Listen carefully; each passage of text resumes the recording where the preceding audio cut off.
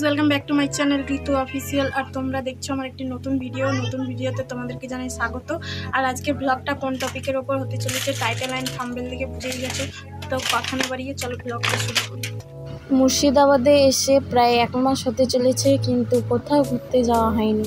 এই প্রথমবার মাসির বাড়ি ঘুরতে যাচ্ছি আমরা।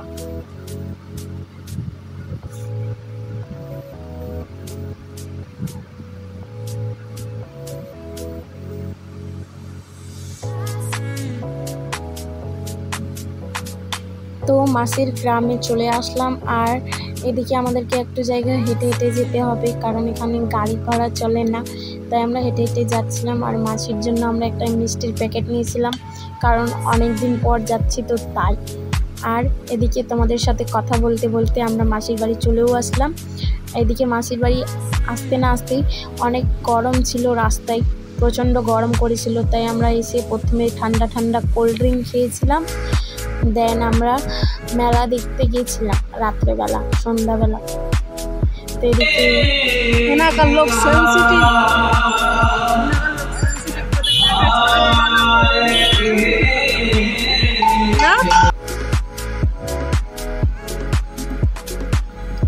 তো এদিকে বসে আমরা ছাদে বসে একটু ওয়েট করছিলাম, কারণ রান্নাবান্না হচ্ছিল, গরম ছিল তো প্রচণ্ড। তাই এদিকে আমরা রান্নাবান্না হয়ে গেলে খাবার দাবার খেয়ে বাড়ি চলে যাব। তো গাইজ আজকের ভিডিওটা এখান থেকেই ভালো লাগলে ভিডিওটাকে লাইক অ্যান্ড চ্যানেলটাকে সাবস্ক্রাইব করে দিও। টাটা।